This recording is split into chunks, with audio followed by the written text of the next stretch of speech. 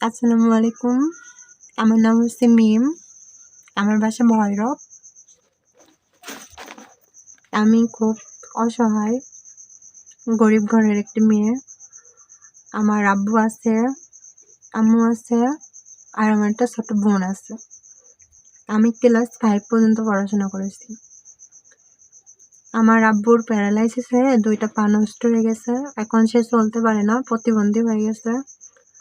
আমার আম্মু আছে, অনেক কষ্ট করে, কামাই করে, অনেক কষ্ট করে মানুষের বাসায় বাসায় কাজ করে। তারপর ওই যেখানে ফুল গাছটা আছে, আমি তো আর কি পদ্মা করি, বাসা থেকে তো বের হয় না, আমি তো জানি না।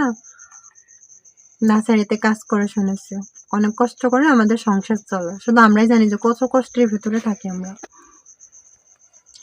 আমার বয়স এখন 19 বছর চলে। এখন আমি বিয়ের যোগ্য হয়েছি। আমার বাবা মারা চিন্তা করছে যে আমার বিয়ে দিবে। এখন যেখানে বিয়ে আসে অনেক জায়গা থেকেই, কিন্তু যখন শোনে যে আমরা খুবই গরিব, কিছু দিতে পারবো না, তখন আমার বিয়ে হয় না। কারণ আমি যৌতুক দিতে পারছি না। আমার বাবার অবস্থা অনেক ভালো না, সে তো কাজ কাম করতে পারে না 5 বছর থেকে।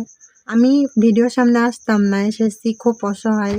যখন দেয়ালে পিঠ থেকে যায়, কি করবো, কিছু করার নেই। এই জন্য ভিডিওর সামনে এসেছি, যাতে আমারে দেখেন, যে যেখান থেকে দেখছেন বা দেখবেন আমার ভিডিওটা, সে যেমন বয়সের হোক, আমার কোনো সমস্যা নেই।